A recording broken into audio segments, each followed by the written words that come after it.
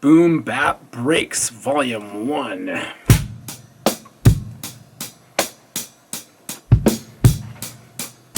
Hi, my name is Aaron Holstein, otherwise known as VibeSquaD, sometimes known as Backpacked. I am a producer and Ableton certified trainer based in Colorado, USA. I've just released a new sample pack called Boom BAP Breaks Volume 1. 582 loops, all played live and minimally processed to allow for maximum creativity on your end. I'd like to show you the pack and some creative ways that you can utilize it in your production. Let's check it out. So once you've unzipped the sample pack to your hard drive, I like to add it to the Places section at the bottom left of the browser. Here you just click Add Folder, browse to the place you opened the zip file, select Folder, and it will then add it to your Places. As you can see, there are 582 loops. They're all named by tempo, length. They range from 60 BPM, actually 65. There's one fill here at 60.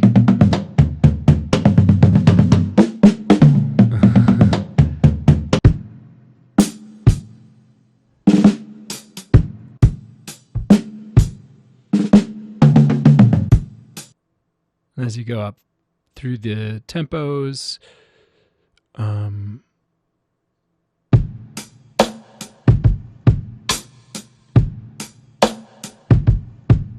it's pretty self-explanatory. Cool. So there are numerous ways to utilize these loops in Ableton Live. If you're using a different workstation, of which there are plenty of them, these are 24-bit WAV files, and as long as your DAW accepts those or can work with those, they're going to work fine for you in any workstation. So I'm going to go over some tips and tricks in Ableton Live because that's the DAW of my choice. But like I said, these are going to work in every workstation out there. So, you know, the first way I like to use loops, the simplest way for me, is to drag them directly on the timeline. Okay, so any one of these loops here can be dragged. Let's find one we like.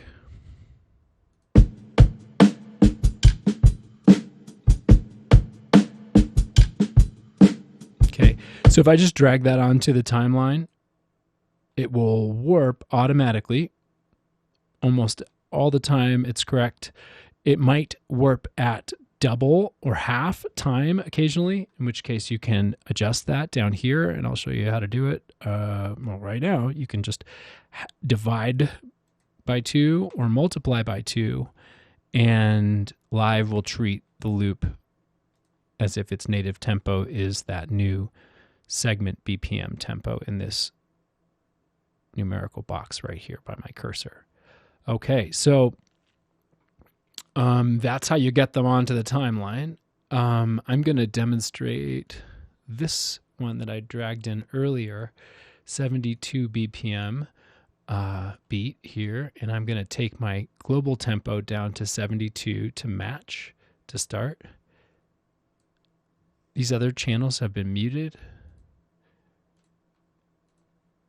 and I'm going to change the loop brace to encompass 2 bars here. Make sure you have loop turned on the top.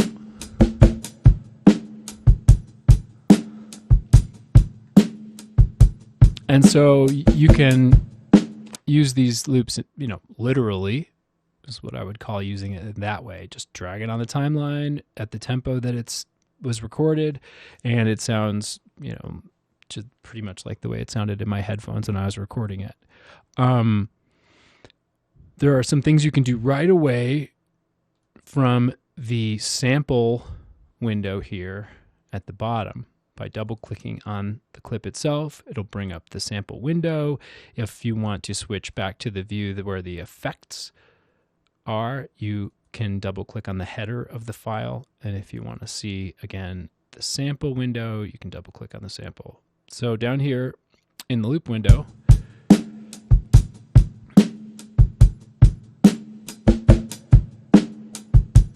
okay, see it going around. And one of the quick and easy ways to make some adjustments is you can transpose from here.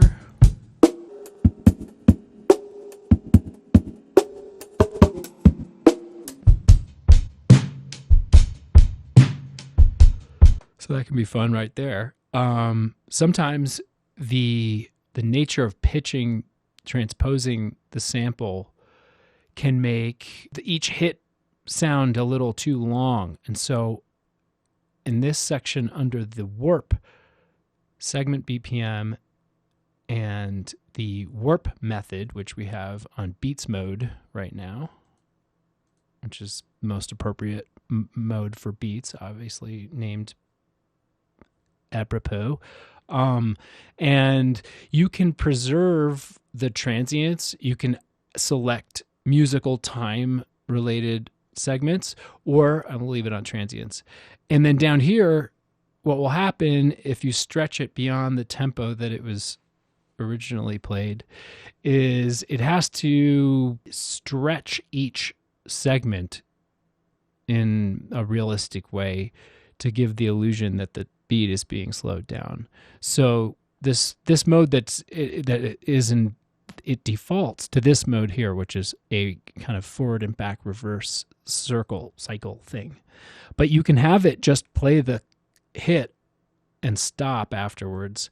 And then this is the envelope. So that's how long each transient segment will be. So you can use this to shorten down each hit of each segment of the loop. You can hear it. Check it out.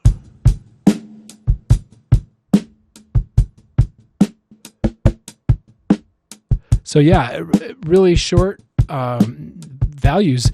It gets rid of the tail. The whole reverb, it changes there's no ambience. The room is gone. As I lengthen this, we get a little more. And at 100%, you can really hear the reverb. So when you transpose, be aware that sometimes you want to, like, if I'm pitching up, I'm going to really shorten those transients down. I can change the whole tempo of the project up to something faster now and get a completely different feel out of it. I mean,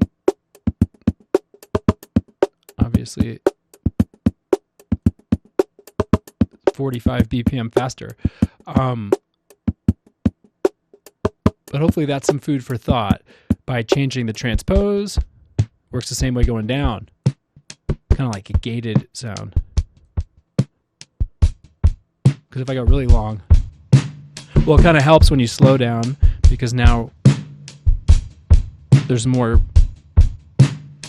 space between each hit, if you will. So it's kind of like when I transposed up,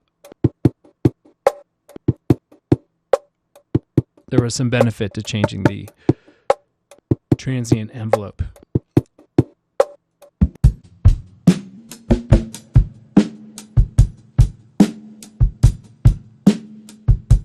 Cool. So that's one way to utilize this loop on the timeline.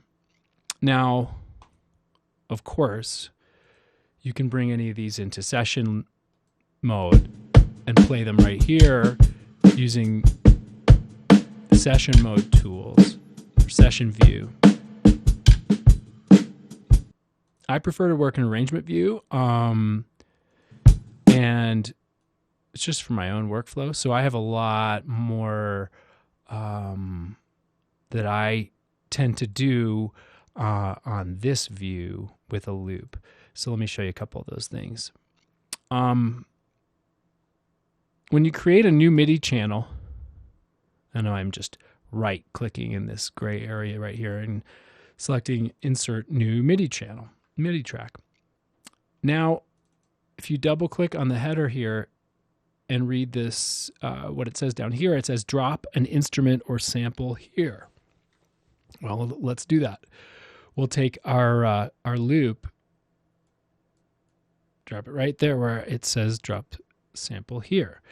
And it brings our loop into a simpler automatically, which is cool. So I'm pressing C on my keyboard controller, and I'm able to play the loop through once. Now, in default mode, when you open up Simpler, loop is not enabled. So if I turn loop on and hold my finger on the key or hold down the key, press sustain pedal or something like that, it will just loop. You kind of get the literal translation of the loop there. If I warp it, which is this button right here to the right hand side, in beats mode, it allows, now I'm playing D on the keyboard. And here we are hearing some of those envelope artifacts I was showing you before. We can adjust those in Simpler as well.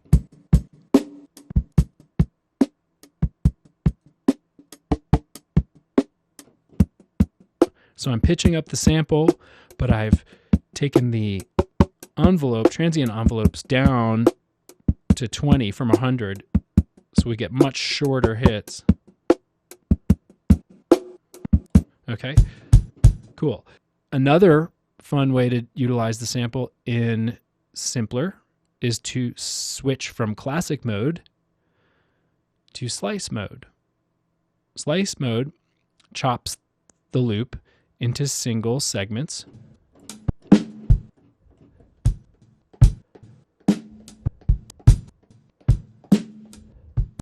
I'm pressing pads on my push too. Okay, you can go in and edit this to make it a little more playable by removing some of the slices. The computer does a decent guess. Sometimes it gets it right on, and then sometimes not so much. So you can go in and do a little fine work to get each hit just right. If any of you work on the MPC or something like that, then you're familiar with this process. And if you're old school and you've been working on an MPC 60 or 2000 or something, you remember that little wheel doing this. It was a lot more cumbersome than mousing around and checking each hit here. I'm just doing it visually. You can see, and if you use the magnifying glass, I'm just click dragging on the magnifying glass to move much closer to that transient. You can really see it. So, if I wanted to get right up on it, I can zoom further. And I'm kind of getting rid of these markers that maybe thought there was a hat because of some of the background noise or something like that. But I don't want those in there. Cool. Oh, let's get this last one.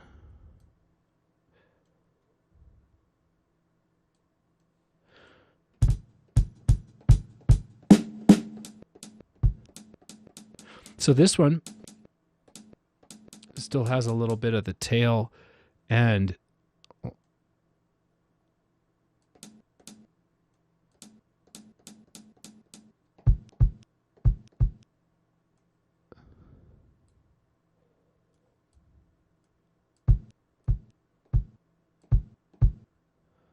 Cool. So then you can play the hits individually and you can recontextualize the whole beat if you want.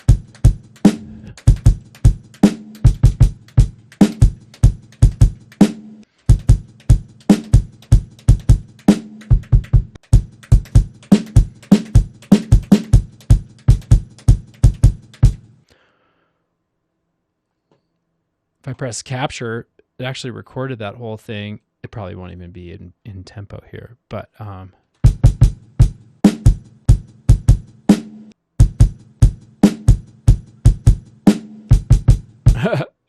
so yeah, poorly played, but there is the drum beat reimagined as a MIDI clip with just the hits using slice mode in a simpler on a MIDI channel.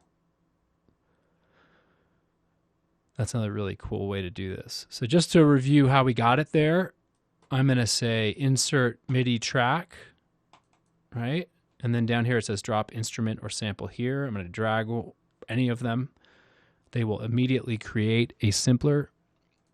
And then if I want to go into that slice mode, I just go slice and I can zoom in and work on the slices. So that's using a simpler. There's more fun ways to utilize a sample loop. Here's one. You can right click on the actual loop right on the timeline here.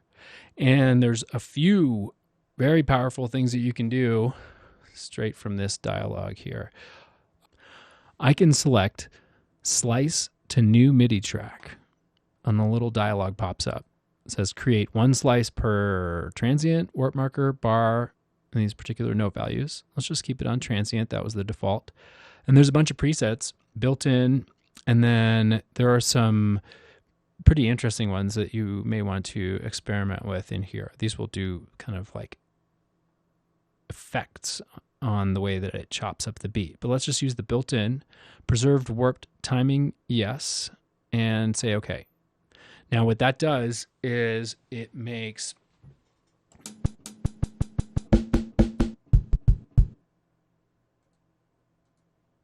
a new channel that's a MIDI channel where it chops each one of those drum hits into its own pad of a drum rack. Okay. And then in addition to that, it creates a MIDI file with the timing of each slice so that when you press play and play it back, it'll sound like the original loop. So let's mute the original, right? And then play this new MIDI version. Yeah, you can hear how it's separated into little hits now. But you can do some really interesting things with that. We could work on getting rid of some of those extra little clicks in the way that I showed you before with warp markers. But what I'm more interested in is the fact that you can sort of rearrange now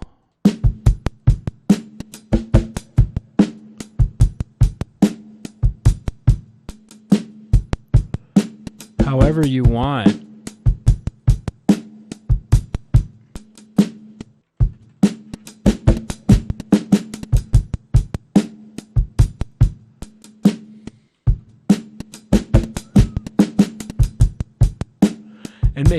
And make a completely different thing out of the beat using slice to new MIDI track. So that's a really cool tool. Another thing that you can do is right click and select convert drums to new MIDI track. That's a slightly different result. What you get is a MIDI file representing there's the kicks and the snares and the hi-hats. That's the beat that I played in MIDI form. What is this? The 606 kit. So if I solo the new version here, this MIDI version, and press play.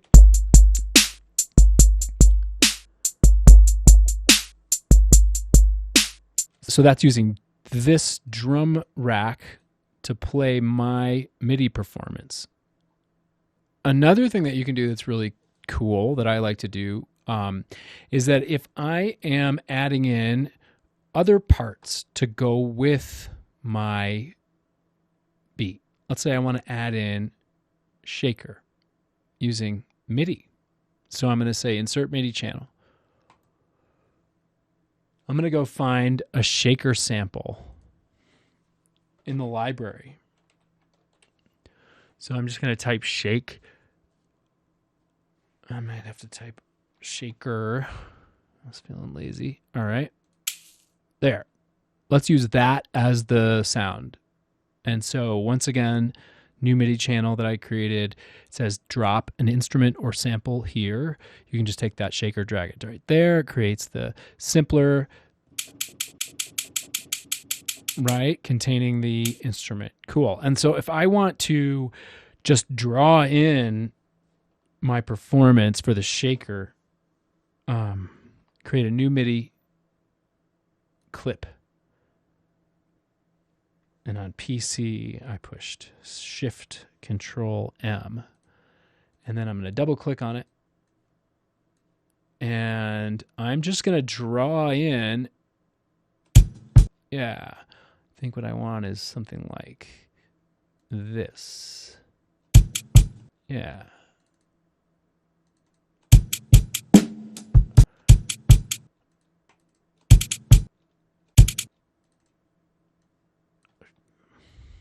Cool. So I'm just going to draw in these hits. I drew in 4 of them, selected them, and now I'm pressing Command D, or it's Control D on my PC here, but it's Command D on my Mac. And that's making a duplicate copy, so it's saving me a bunch of time. So now I've got a clip.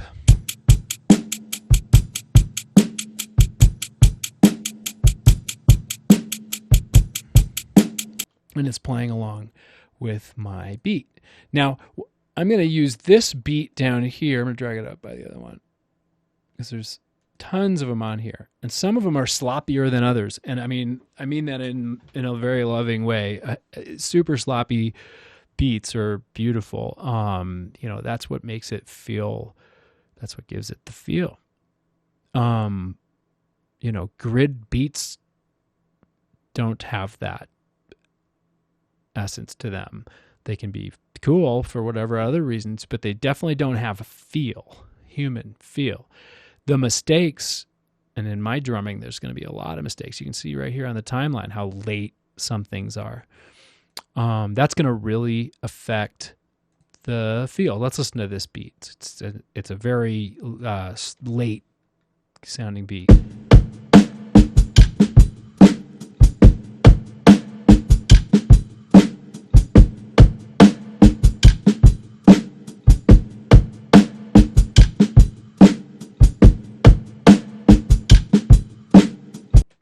Okay, so I like, you know, obviously I like that feel. It's that late kind of pocket funk feel, especially at these slow tempos. But what can sometimes happen is if you use something from the grid, an element like this shaker that we just put down, they clash. They're not rhythmically, they're not in the same band, if you will, or if they are, they need to practice a little more. And there's a really great tool in Live for dealing with that problem, and it is the groove pool. And it's creating a groove from the loop that we can use on other channels, anything, audio, MIDI stuff. It'll tighten up the relationship between other channels and our source that we're going to use. So extract groove. It's right here in the right click menu when you right click on the sample in the timeline. It's extracting the groove, takes a minute, and then it's just available in the groove pool now. This is the groove pool, open, close, these little waves off in the left-hand side of the center. And here is our custom groove that we just made off of this beat. Okay, so if I go down to my shaker clip and go to the groove and select our custom groove we made, it's going to alter the sounds here. Excuse me, it's going to alter the timing to match my beat. And if I want to commit it, well, we'll listen really quickly, but I'll undo this afterwards. But if I press commit, you can watch these hits, these shaker hits, move to accommodate my loop. Ready? Take a look at these red dots while I press commit. It didn't really show us that much, but you can see because it changes color while it happens. I was kind of like, I hate when I do that. Anticlimactic. You can see this one's late now. It moved this one over. It moves this one way over. So now these shakers are going to lock up with this beat.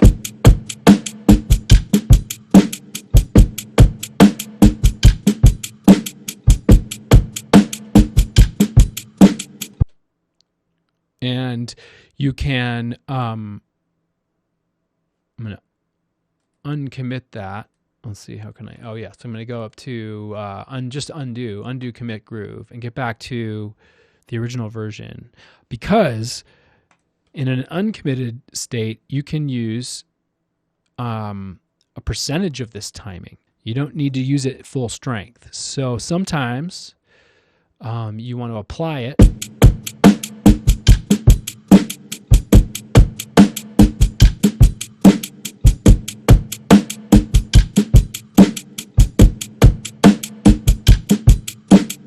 And find some happy medium using the global amount here or the timing amount.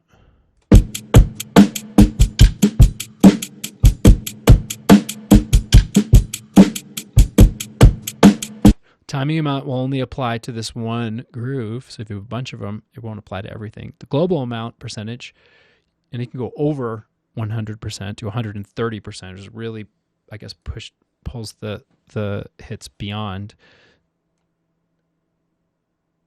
You can go to 100%. So that's how you use a groove from one of these clips to influence the feel of other clips, and that's huge. Like I'll use those grooves on my bass line, on my other synth parts, on the percussion, on anything, because if I have a loop that's imperfect on purpose and I want the feel of the whole tune to kind of have that human imperfection, then I'll want to use the groove from the loop to influence everything else. Here is another, it's kind of the opposite process.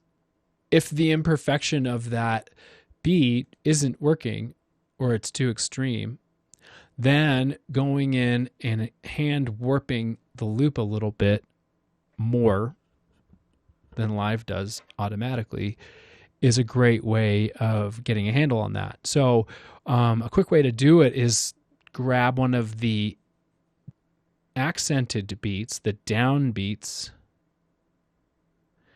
Let's try this. It's the second beat of the measure, and you can see where the main hit is. And if I move it over to the center, kind of line it up, then this 2-bar beat, excuse me, it's a 1-bar beat. This 1-bar beat, the first 2 beats can be slightly off, but it kind of fixes it a little bit, and it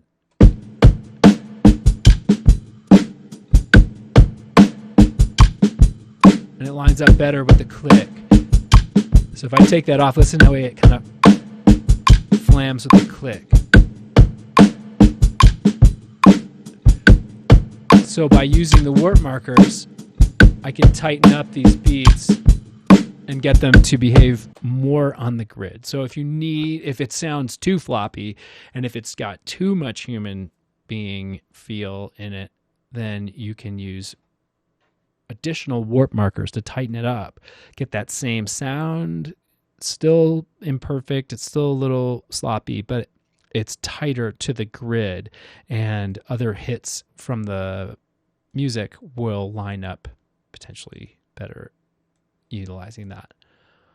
So another fun way to utilize these is to use an EQ8 to high pass or low cut So you take the thing from sounding like this to this, and then it can sit on top of some other beat.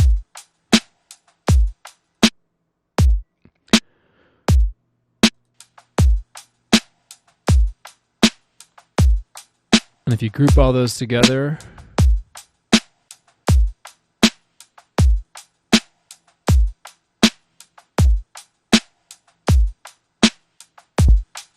and add a drum bus to that whole thing,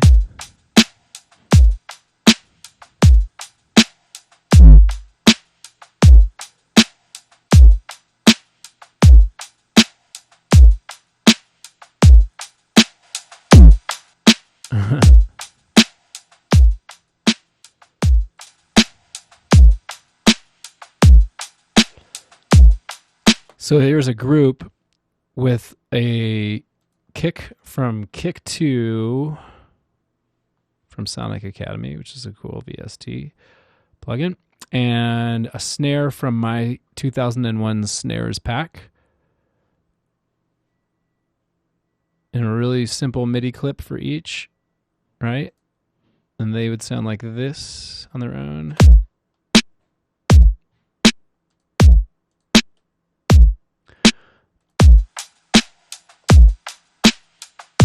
Yeah, the loop brings in a lot of life. And if you want to extract groove, it won't do that much.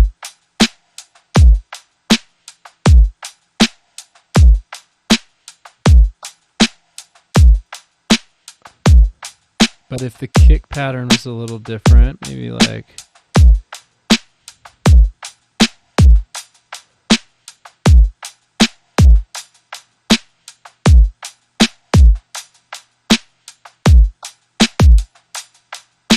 then by applying that groove, it'll tighten it up nicely with the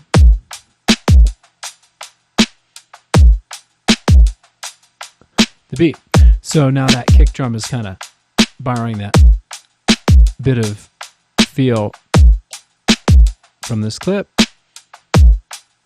and they fit nicely together.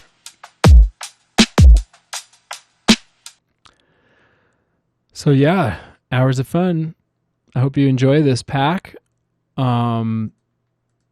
Check out that 2001 snares pack if you haven't already.